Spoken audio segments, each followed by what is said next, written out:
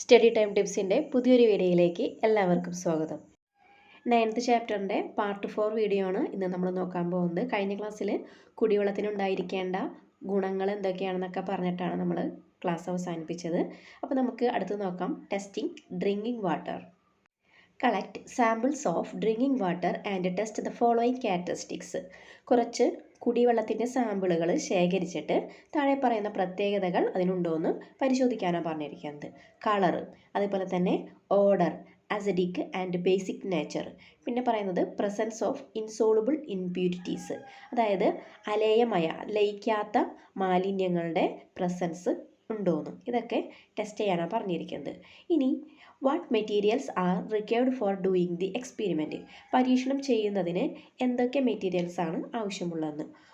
Collect ചെയ്ത സാമ്പിൾസിൻ്റെ കളറും മണവും അസിഡിക് നേച്ചറും ഒക്കെ ടെസ്റ്റ് ചെയ്യുന്നതിന് വേണ്ടി ആവശ്യമായിട്ടുള്ള മെറ്റീരിയൽസ് ആണ് ഇവിടെ താഴെ കൊടുത്തിരിക്കുന്നത്. ഒന്ന് ഹാൻഡ് ലെൻസ്, പിന്നെ ഫിൽറ്റർ പേപ്പർ, യൂണിവേഴ്സൽ ഇൻഡിക്കേറ്റർ. ഇനി ഇതിലേക്ക് നമുക്ക് കൂടുതലായിട്ട് ആഡ് ചെയ്യാൻ പറ്റുന്നത് transparent glass beaker or test tube, cotton, litmus paper, funnel, distilled water. അതിന് താഴെ ഒരു ക്വസ്റ്റ്യൻ കൊടുത്തിട്ടുണ്ട്. How can we observe the colour and odour of water. ജലത്തിൻ്റെ നിറവും മണവും എങ്ങനെയാണ് ഒബ്സർവ് ചെയ്യാൻ പറ്റുന്നതെന്ന്. അതിൻ്റെ ആൻസർ നമുക്ക് നോക്കാം. How can we observe the colour and odour of water. To check the colour of the water use a clear glass beaker and white paper. ജലത്തിൻ്റെ കളർ ഒബ്സർവ് ചെയ്യുന്നതിന് വേണ്ടിയിട്ട് ഒരു ക്ലിയർ ആയിട്ടുള്ള ഒരു ഗ്ലാസ് ബീക്കറും അതുപോലെ തന്നെ ഒരു വൈറ്റ് പേപ്പർ എടുക്കാനാണ് പറഞ്ഞിരിക്കുന്നത്.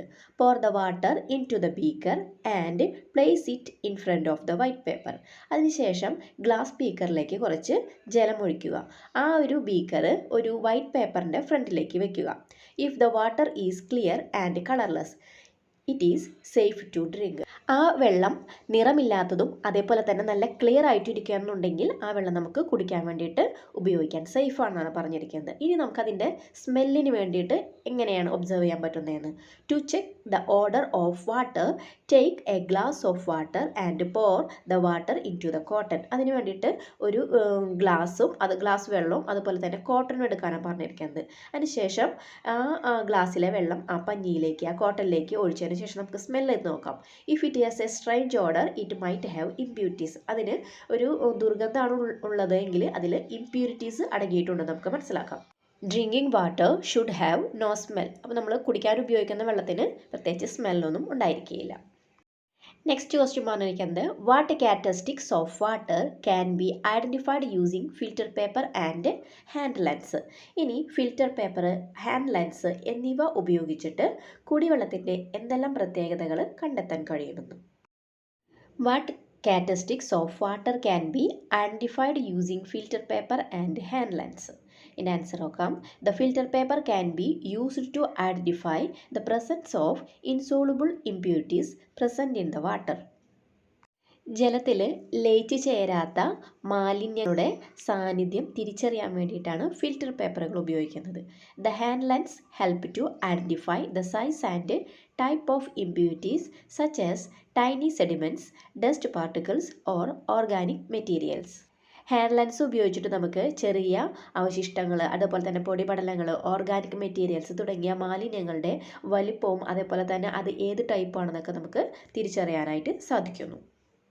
ഇനി ഇവിടെ ഈ ഒരു പാരഗ്രാഫിൽ പറഞ്ഞിരിക്കുന്നത് കുടിവെള്ളത്തിൽ മാലിന്യങ്ങൾ കലർന്നിട്ടുണ്ടെങ്കിൽ അത് ശുദ്ധീകരിക്കേണ്ടത് ആവശ്യമാണല്ലോ എന്ന്. അപ്പോൾ അതിന് വേണ്ടിയിട്ട് ഡിഫറെൻറ്റ് മെത്തേഡ്സ് യൂസ് ചെയ്യുന്നുണ്ട്.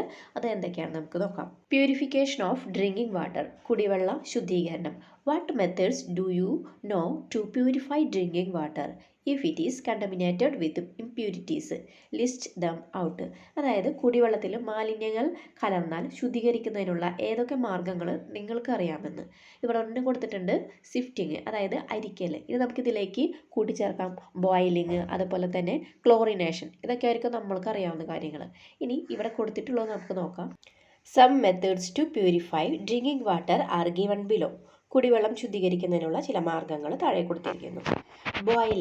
Boiling for at least 1 minute will kill the microorganism in the water. ജലം കുറഞ്ഞത് 1 മിനിറ്റ് നേരമെങ്കിലും തിളപ്പിക്കുകയാണെങ്കിൽ ജലത്തിലെ സൂക്ഷ്മജീവികളെല്ലാം നശിക്കുന്നു. But the dissolved components in the water will remain. എന്നാൽ ജലത്തിൽ അലിഞ്ഞു ചേർന്നിട്ടുള്ള കമ്പോണൻസ് അതങ്ങനെ തന്നെ നിലനിൽക്കുന്നു. നെക്സ്റ്റ് ആണ് സിഫ്റ്റിംഗ്, അതായത് അരിക്കൽ. Undissolved impurities in water are separated by filters. ജലത്തിലുള്ള ലയിച്ചു ചേരാത്ത മാലിന്യങ്ങൾ അരിപ്പകൾ ഉപയോഗിച്ചിട്ട് വേർതിരിക്കുന്നു. But microbial and dissolved components are not removed. പിന്നെയോ സൂക്ഷ്മജീവികളും അതേപോലെ തന്നെ ജലത്തിൽ ലയിച്ചു ചേർന്നിട്ടുള്ള കമ്പോണൻസ് ഇവയൊന്നും നീക്കം ചെയ്യാൻ പറ്റില്ല എന്നതുകൊണ്ട്. നെക്സ്റ്റ് മെത്തേഡാണ് സെഡിമെൻറ്റേഷൻ. സെഡിമെൻറ്റേഷൻ എന്ന് പറഞ്ഞാൽ അടിയിക്കൽ. ഇപ്പോൾ നമ്മൾ കുറച്ച് വെള്ളത്തിൽ കുറച്ച് ചോക്ക് പൊടി കലക്കാമെന്ന് വിചാരിക്കാം. ആ കലക്കിയ ചോക്ക് പൊടിയുള്ള ആ വെള്ളം നമ്മൾ കുറച്ച് നേരം അനക്കാതെ വെക്കുകയെന്നുണ്ടെങ്കിൽ ആ ചോക്ക് പൊടി എന്തായിരിക്കും, ആ വെള്ളത്തിൻ്റെ താഴെ വന്ന് അടിഞ്ഞു കിടക്കും അല്ലേ. അപ്പോൾ മുകളിലുള്ള വെള്ളത്തിന് നമുക്ക് മാറ്റിയെടുക്കാനായിട്ട് പറ്റും. അതിനാണ് അടിയിക്കൽ എന്ന് പറയുന്നത്. അപ്പോൾ നമുക്ക് ജസ്റ്റ് ഇതൊന്ന് വായിച്ചു നോക്കാം. The undissolved impurities are allowed to settle down. The water that appears on top can be separated and used. അതായത് ജലത്തിലുള്ള ലയിക്കാതെയുള്ള മാലിന്യങ്ങളെ അടിയാൻ അനുവദിക്കുന്നു. മുകളിൽ തെളിയുന്ന ജലത്തിനെ വേർതിരിച്ച് നമുക്ക് ഉപയോഗിക്കാനും സാധിക്കുന്നു. Microbes and dissolved components cannot be completely removed by this method. സൂക്ഷ്മജീവികൾ അതുപോലെ തന്നെ ജലത്തിൽ ലയിച്ചു ചേർന്നിട്ടുള്ള കമ്പോണൻസ് തുടങ്ങിയവയെ ഈ രീതി ഉപയോഗിച്ചിട്ട് പൂർണ്ണമായിട്ടും മാറ്റാൻ കഴിയില്ല. നെക്സ്റ്റ് മെത്തേഡാണ് chlorination. Adding sufficient quantity of bleaching powder will kill the microorganism in water. ശരിയായിട്ടുള്ള അളവിൽ ജലത്തിൽ ബ്ലീച്ചിങ് പൗഡർ ചേർക്കാന്നുണ്ടെങ്കിൽ മൈക്രോ ഓർഗാനിസംസ്, അതായത് സൂക്ഷ്മജീവികൾ എന്നിവയെല്ലാം നശിച്ചു പോകുന്നു. എന്നാൽ ജലത്തിൽ ലയിച്ചു ചേർന്നിട്ടുള്ള ആ കമ്പോണൻസിന് നമുക്ക് ഒരിക്കലും മാറ്റാൻ കഴിയില്ല. അടുത്താണ് ഡിസ്റ്റിലേഷൻ എന്ന് പറയുന്നത്. It is the method of boiling water into steam and cooling it to collect pure water. ജലം തിളപ്പിച്ചിട്ട് നീരാവിയാക്കുകയും അതിനെ തണുപ്പിച്ച് ശുദ്ധജലം ശേഖരിക്കുകയും ചെയ്യുന്ന ഒരു മെത്തേഡാണ് ഡിസ്റ്റിലേഷൻ എന്ന് പറയുന്നത്. There will be no dissolved components in the water collected in this way. ഇതുപോലെ ശേഖരിക്കുന്ന ജലത്തിൽ ആദ്യം ജലത്തിൽ കുറേ കമ്പോണൻസ് ലയിച്ച് ചേർന്നിട്ടുണ്ടെന്ന് പറഞ്ഞിട്ടുണ്ടായിരുന്നല്ലോ. അങ്ങനെയുള്ള കമ്പോണൻസ് ഇതുപോലെ ശേഖരിക്കുന്ന ജലത്തിൽ ഉണ്ടാകില്ല എന്നാണ് പറയുന്നത്. അപ്പോൾ ഈ പറഞ്ഞേക്കണ മെത്തേഡുകളെല്ലാതും നന്നായിട്ട് പഠിക്കണം, ഇമ്പോർട്ടൻ്റ് ആണ്. ഏതെങ്കിലും രണ്ടെണ്ണമൊക്കെ എക്സാമിന് ചോദിക്കും. നെക്സ്റ്റ് ആണ് പൊല്യൂഷൻ ഇൻ സോയിൽ 2, അതായത് മലിനീകരണം മണ്ണിലും. Observe the headlines and picture of the news given below. ഇവിടെ ഒരു പത്രവാർത്ത തന്നിട്ടുണ്ട്, അവിടെ ഒരു ചിത്രമൊക്കെ തന്നിട്ടുണ്ട് അല്ലേ. അവിടെ പറഞ്ഞിരിക്കുന്നത് എന്താ, dumping of garbage give information you will get 2500 rupees. അവിടെ ചെറിയൊരു ബോർഡൊക്കെ വെച്ചിട്ടുണ്ട് അല്ലേ. അവിടെ എന്താ പറഞ്ഞിരിക്കുന്നത്, ഇവിടെ മാലിന്യങ്ങൾ നിക്ഷേപിക്കരുത്, ശിക്ഷാർഹമാണ്. അങ്ങനെ ഒരു ബോർഡ് വെച്ചിട്ടുണ്ടെങ്കിൽ ആൾക്കാർ അതിൻ്റെ ചോട്ടി കൊണ്ടായിരിക്കും വേസ്റ്റുകൾ കൊണ്ടുവരുന്നത് അല്ലേ. അപ്പോൾ അവിടെ പത്രത്തിൽ എന്താ ന്യൂസ് കൊടുത്തേക്കുന്നത്, മാലിന്യങ്ങൾ വലിച്ചെറിയുന്നതൊക്കെ കണ്ടിട്ടുണ്ടെങ്കിൽ അത് ഇൻഫോം ചെയ്യുന്നവർക്ക് 2500 രൂപ കിട്ടുന്നൊക്കെയാണ് ഇവിടെ ന്യൂസിൽ തന്നിരിക്കുന്നത് അല്ലേ. ഇതിന് താഴെയുള്ള ക്വസ്റ്റ്യനുകൾ നമുക്ക് നോക്കാം. What are the things mentioned in this news. ഈ പത്രവാർത്തയിൽ എന്തൊക്കെ കാര്യങ്ങളെക്കുറിച്ചാണ് മെൻഷൻ ചെയ്തിരിക്കുന്നതെന്ന് പറഞ്ഞിരിക്കുന്നതെന്ന്. എന്തൊക്കെ കാര്യങ്ങളെക്കുറിച്ചാണ് അവിടെ പറഞ്ഞിരിക്കുന്നത്, അതായത് ഇവിടെ അനധികൃതമായിട്ട് മാലിന്യങ്ങൾ തള്ളാണെന്നുണ്ടെങ്കിൽ നിയമപ്രകാരം അത് ശിക്ഷാർഹമാണ്. പിന്നെ അത് കൂടാതെ മാലിന്യങ്ങൾ തള്ളുന്നവരെക്കുറിച്ച് വിവരങ്ങൾ നൽകുന്നവർക്ക് 2500 രൂപ പാരിതോഷികം വാഗ്ദാനം ചെയ്യുന്നു എന്നൊക്കെ പറഞ്ഞിട്ടാണ് ഇവിടെ കൊടുത്തിരിക്കുന്നത് അല്ലേ. ഇനി നമുക്ക് അതിൻ്റെ അടുത്ത ക്വസ്റ്റ്യൻ നോക്കാം. How do such habits of some people in our society affect the environment. ചില ആളുകൾക്ക് ഇതുപോലുള്ള ശീലങ്ങളൊക്കെ ഉണ്ട് അല്ലേ. അപ്പോൾ ഇങ്ങനെയുള്ള ഈ ഒരു ആൾക്കാരുടെ ശീലങ്ങൾ നമ്മുടെ പരിസ്ഥിതിയെ എങ്ങനെയാണ് ബാധിക്കുന്നത് എന്ന്. Uncontrolled garbage dumping can lead to pollution of ground water and nearby water bodies with harmful chemicals. അതായത് അനിയന്ത്രിതമായിട്ട് വേസ്റ്റുകളൊക്കെ ഇതുപോലെ തള്ളുമ്പോൾ അതിൽ നിന്നും ഹാംഫുൾ ആയിട്ടുള്ള കെമിക്കൽസ് ഉണ്ടാവും. ഈ കെമിക്കൽസ് ഗ്രൗണ്ട് വാട്ടറിനെയും അതുപോലെ അതിന് സമീപത്തുള്ള ജലാശയങ്ങളെയും മലിനമാകുന്നതിന് കാരണമാവുകയാണ് ചെയ്യുന്നത്.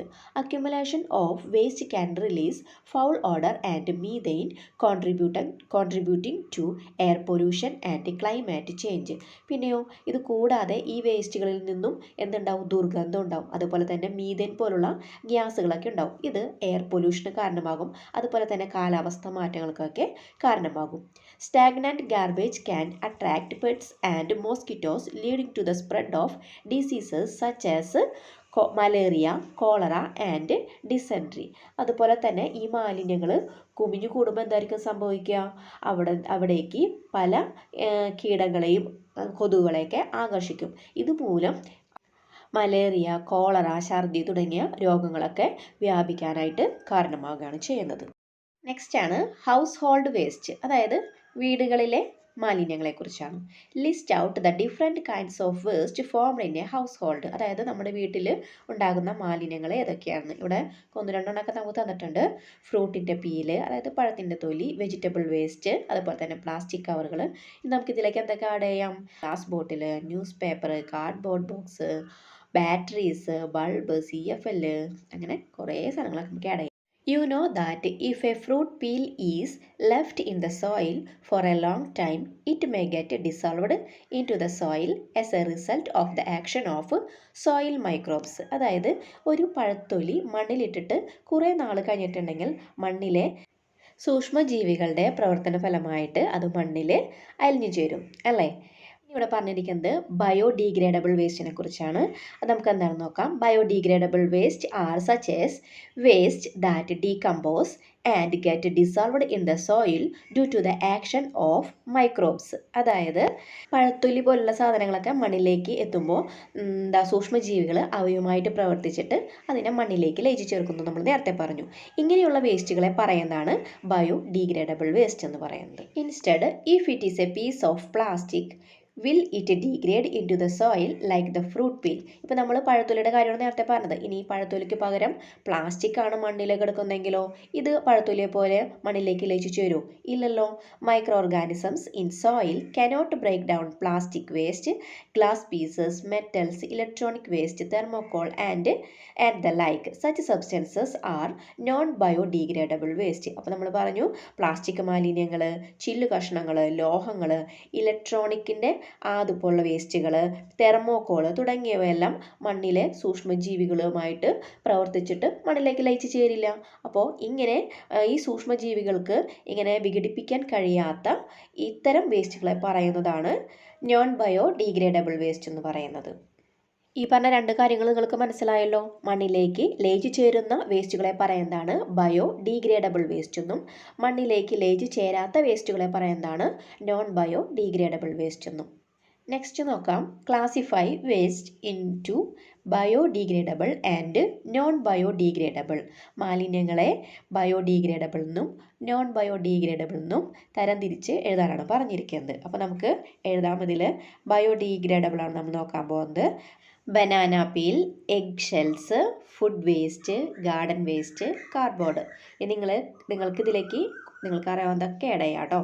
ഇനി നോൺ ബയോഡീഗ്രേഡബിളിലേക്ക് നമുക്ക് നോക്കാം. ഇവിടെ പ്ലാസ്റ്റിക് കവേഴ്സ് തന്നിട്ടുണ്ട്. ഇനി നമുക്കതിലേക്ക് plastic bottles, glass bottles and jars, അതുപോലെ തന്നെ ഓൾഡ് ബാറ്ററീസ്, ഇലക്ട്രോണിക് വേസ്റ്റ് ഇതൊക്കെ ആഡ് ചെയ്യാം. Out of these which type of waste cause soil pollution discuss. ഇനി ഈ പറഞ്ഞിരിക്കുന്നവയിൽ ഏത് മാലിന്യമാണ് സോയിൽ പൊല്യൂഷന് കാരണമാകുന്നത് എന്നും. താഴെ കൊടുത്തുള്ള പാരഗ്രാഫ് കൂടി നമുക്ക് വായിക്കാം. Non biodegradable waste such as plastic products, pesticides and chemical substances pollute the soil. അതായത് പ്ലാസ്റ്റിക്കിൻ്റെ ഉൽപ്പന്നങ്ങൾ, കീടനാശിനികൾ, രാസവസ്തുക്കൾ തുടങ്ങിയ നോൺ ബയോഡീഗ്രേഡബിൾ ആയിട്ടുള്ള വേസ്റ്റുകൾ മണ്ണിനെ മലിനീകരിക്കുന്നു എന്ന്. Metals like mercury and cadmium present in CF lamps, computers and electronic products also cause soil pollution. പിന്നെ ഇവിടെ പറയുന്നത് ഇലക്ട്രോണിക് ഉൽപ്പന്നങ്ങൾ എന്നിവയിൽ അടങ്ങിയിട്ടുള്ള മെർക്കുറി, കാഡ്മിയം പോലുള്ള മെറ്റൽസ് മണ്ണിൻ്റെ മലിനീകരണത്തിന് കാരണമാകുന്നുണ്ടെന്ന്. ഇതോടുകൂടി ഈ ഒരു പാട്ട് ഞാനിവിടെ അവസാനിപ്പിക്കുകയാണ്. നിങ്ങൾക്ക് വീഡിയോ ഉപകാരപ്പെട്ടെങ്കിൽ ഫ്രണ്ട്സിന് ഷെയർ ചെയ്യാം. കൂടുതൽ വീഡിയോസിന് ചാനൽ സബ്സ്ക്രൈബ് ചെയ്യാം.